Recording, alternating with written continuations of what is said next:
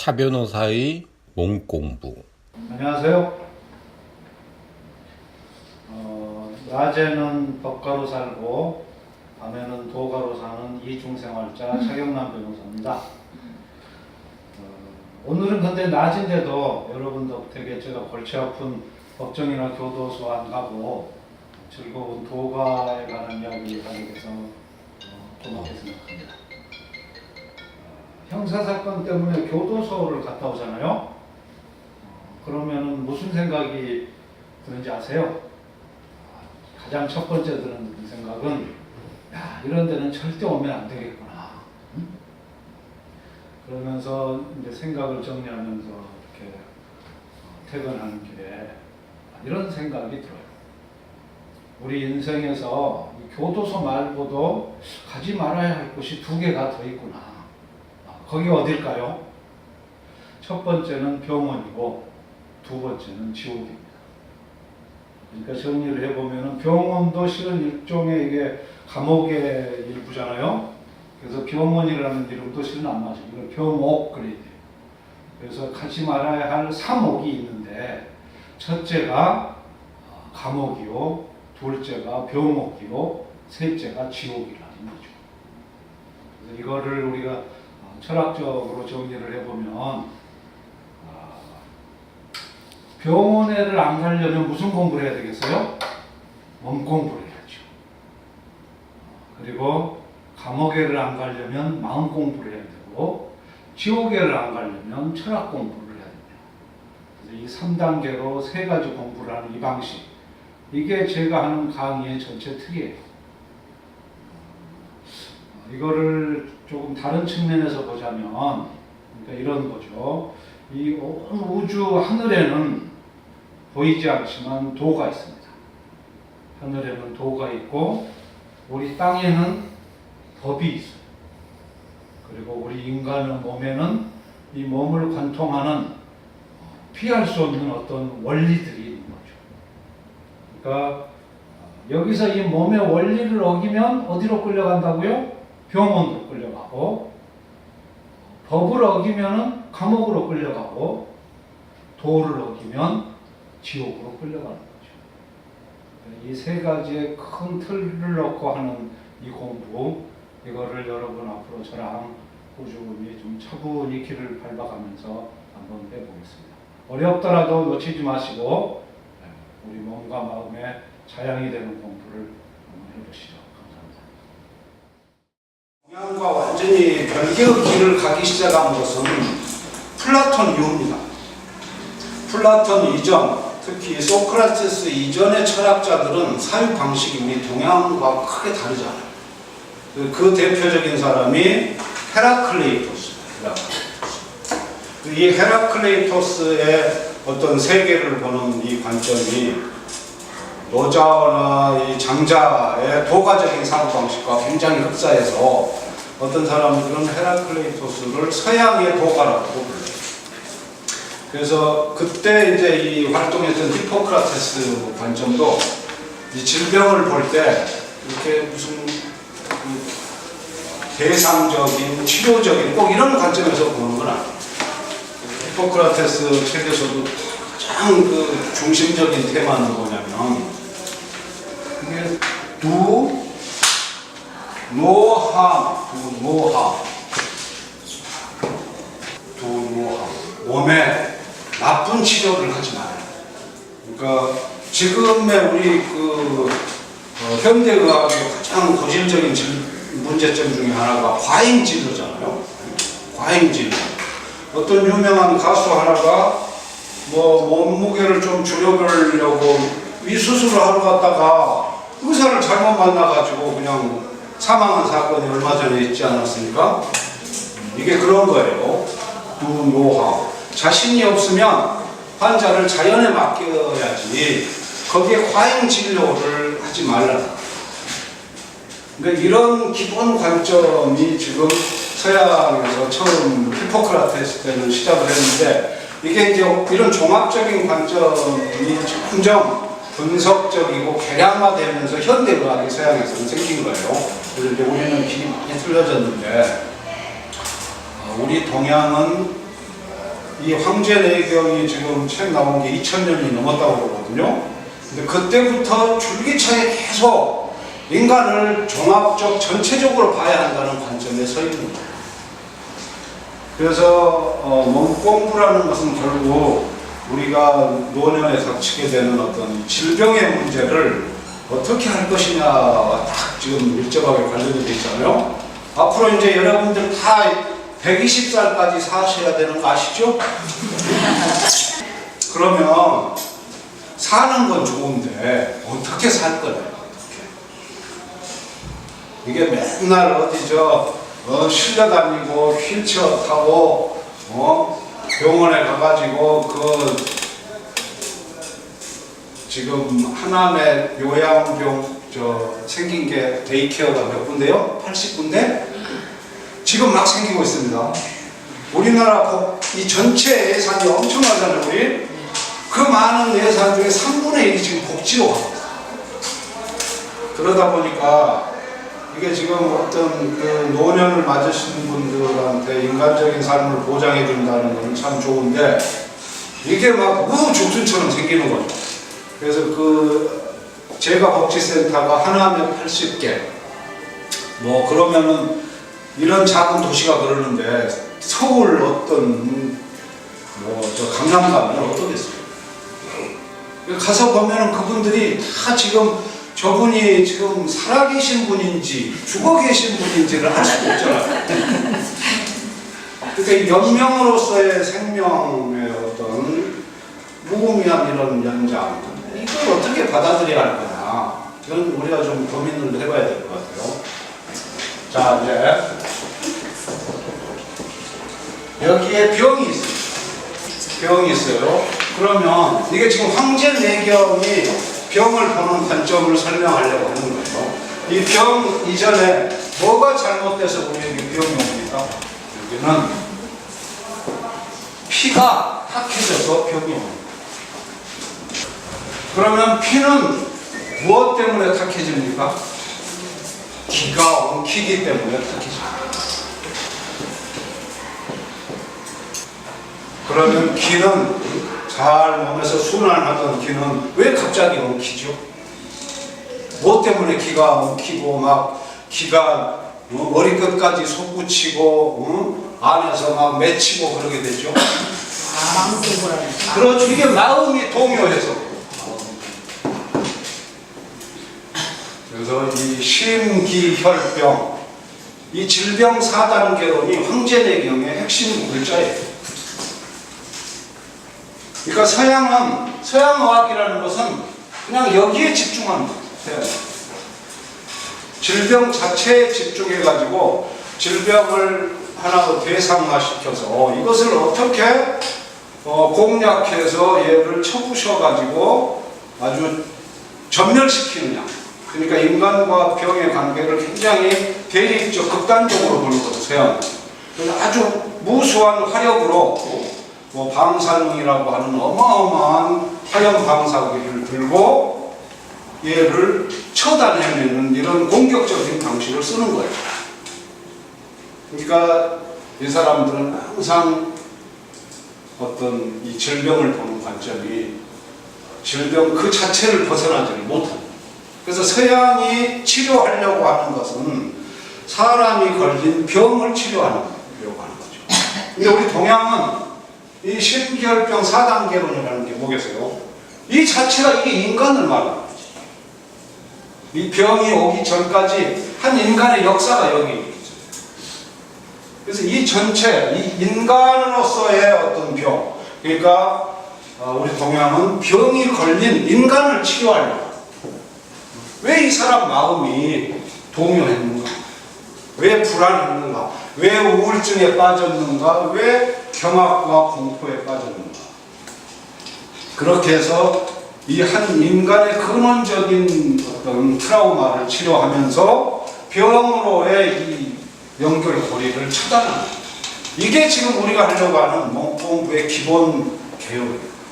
그러니까 여기서는 몸공부라는 걸 할 수가 없습니다. 여기서는 오로지 병리학적인 요즘 의과대학에서 하는 찍고 째고 투약하는 그런 공부를 하는 거예요. 그러니까 우리가 몸 공부를 하는 어떤 근거는 바로 여기에 있는 거예요. 인간이 치료 객체가 아니라는 거죠. 오히려 치유의 주체가 될 수가 있고 양생술의 주체가 될 수가 있어요. 그래서 이걸 토대로 내가 내 마음의 어떤 근원적인 흐름에서 내 기가 변동되고 그래서 내 피가 탁해지는 이 과정을 점점 예민하게 나를 사랑하고 관리하는 거죠. 이런 걸 다 도외시하고 병만 자꾸 고쳐요. 그러면은 오늘 두통이 오면은 두통약 먹으면 없어지죠. 두통약 먹으면 그 두통 없어지죠. 근데 내일 되면 다시 그 두통 또 돌아옵니다. 그 두통 중에 여러 가지가 있는데 동의보감을 보면은 아주 그 옛날 괴상한 말들이 많이 나와요. 재밌는 말. 작년 겨울에 심하게 추위를 먹은 사람은요, 그 다음에 여름에 굉장히 두통이 온다고 해요. 그러니까 이게 상한이죠. 한기의 상한기예요. 그래서 이게 피가 엉키지 않게 해서 추워지면 그래서 이게 계속 돌아다니다가 세월이 지나서 그 다음에 봄이 되면 이게 이제 뇌로 모이는 모든 우리 중추부는 뇌이기 때문에 그래서 오늘의 내 지금 두통이 작년 겨울에 추워서일 수도 있다는 생각 한번 해보셨어요? 네, 그런 재밌는 이야기들이 동의보감을 보면 참 많아요. 그러니까 인간을 전체적으로 보는 거예요. 이런 관점, 이 심결병 4단계론을 제시한 황제내경 같은 이런 인간을 철학적으로 보려고 하는 인간이라는 몸 자체가 그 안에 많은 철학이 녹아있다고 보는 이런 태도, 이런 게 실은 중요해요. 그러니까 우리가 뭐 아프다고 해서 자꾸 아스피린 먹고 뭐 먹고 이게 아니에요. 그러니까 작년 겨울에 추웠다는 그와 비슷한 어떤 또 다른 심리학적인 요인이 있을 수 있잖아요. 작년 겨울에 어떤 심한 정신적인 충격을 받았을 수 있잖아요. 그러면 이게 내 안에서 온전하게 녹아 해결되지 못하면 이게 시간을 가지면서 계속 기가 엉키는 거예요. 그러니까 맨 처음에 심이 동합니다. 마음은 평화로워야 돼요. 평정 상태로 가만히 이렇게 잘 흘러야 되는데 트라우마를 다 겪으면서 스트레스를 받으면서 마음이 동합. 심동, 요동 친다 이 마음이.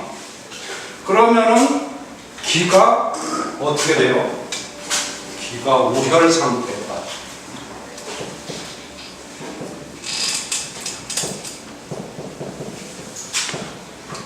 기울. 이 물자가 굉장히 어렵죠. 어디서 보지 않았어요, 이 물자? 울릉도? 그렇죠. 이게 울릉도 물자.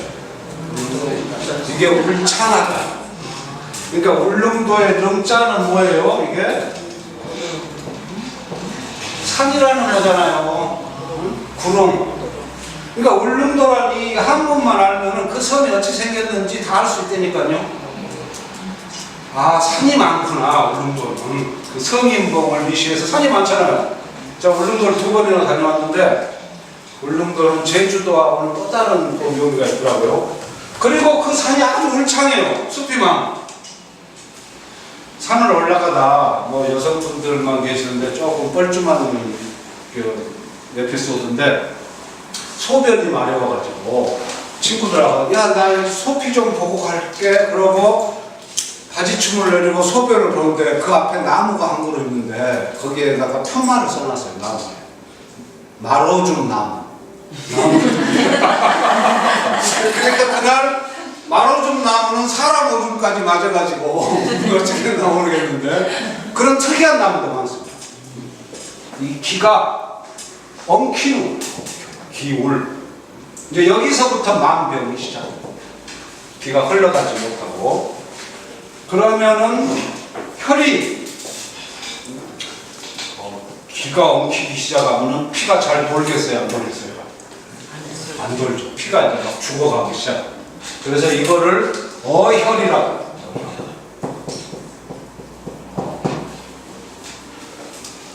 피에는 두 가지가 있습니다. 선혈이 있고 어혈이 있어요. 선혈은 붉은 피요, 어혈은 검은 피.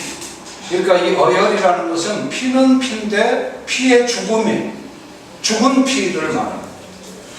그러니까 지금 양방하고 지금 한방이 치료법이 많이 다른 것 같지만 실은 별로 다른 게 아니에요. 어찌 보면 우리 한방에서는 가면은 어혈을 제거하느라고 옛날에 뭘 자꾸 붙였어요? 멍들고 이런데 부항을 붙여서.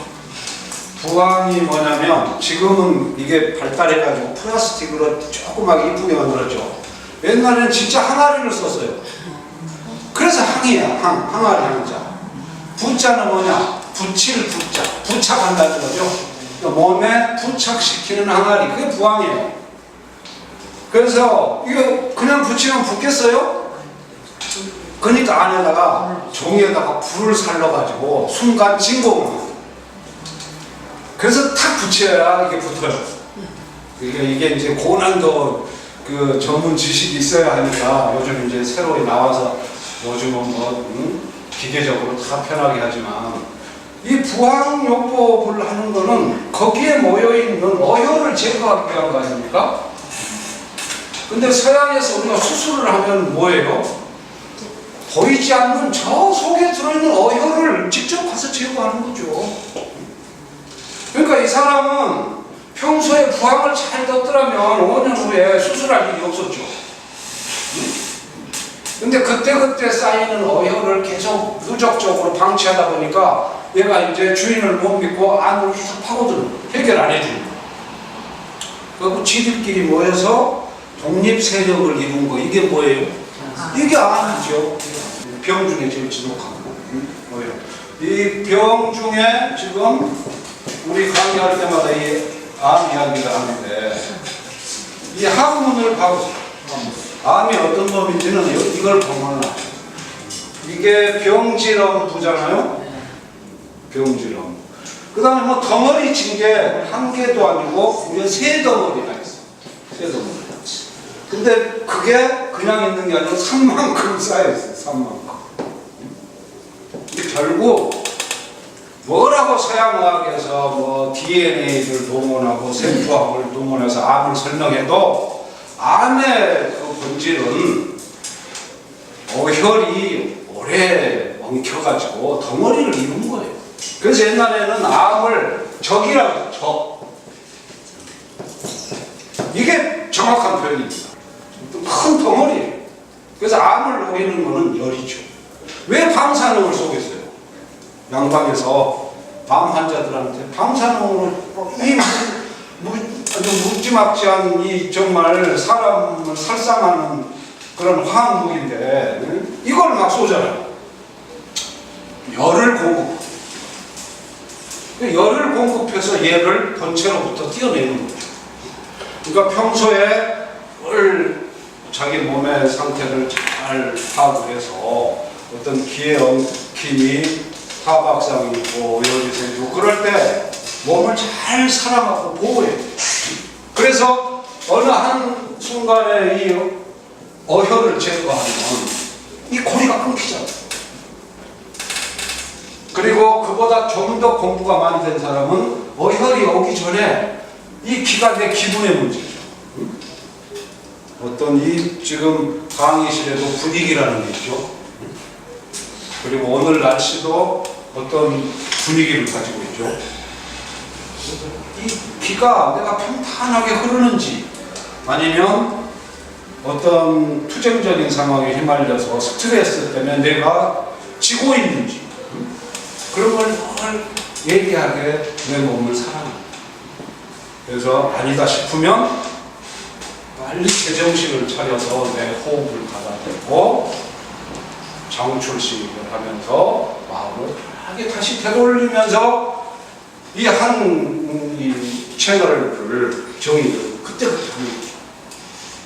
근데 이걸 이제 방치하기 시작하면 이건 이제 이 심동의 상태를 그 순간에 자기 마음의 움직임을 알아차릴 수 있는 사람은 사실 거의 없죠. 이거는 뭐 부처님이나 노자, 장자, 예수님 같은 큰 위대한 인류의 스승들이 이런 경지에서 사시겠죠. 자기 마음에 편한 어떤 미동. 근데 이제 명의가 되면 이걸 보기 시작해요. 명의가 돼요. 그래서 황제내경의 가장 유명한 말 중에 하나가 백병생어기라는 모든 병이 생기기를 기에서부터 생긴다. 그러니까 이런 통찰이 중요한 것 같아요. 황제내경을 보면서 무릎을 치고 참 감탄을 나지 않았던 것은 이런 통찰이에요. 인간을 어떤 객관화된 이미 질병 상태로 떨어진 그 객체로 보는 게 아니고 그 전체적으로 이렇게 전달되는 한 인간의 문제로 보는 거. 여기서 인간학의 일부가 될 수 있는 거예요. 이 몸철학이. 그래서 이게 인문학이 될 수 있는 거고 어떤 성찰적인 대상이 될 수 있는 거죠. 그래서 우리는 이런 병리학 공부를 하려고 여기 모인 건 아닙니다. 그걸 하실 분들은 의대를 가셔야 돼요. 우리는 여기에 이르기 전에 어떤 생명의 흐름에 대해서 좀 더 남들이 보지 못했던 것을 보려는 생명학의 일부, 인문학으로서의 뭐 내가 양생수의 주체가 될 수 있고 내 예방의학의 주체가 될 수 있는 그런 좀 더 성숙한 나 자신을 대하는 그 일부로서 우리가 몸을 인문학적으로 성찰하는 거예요.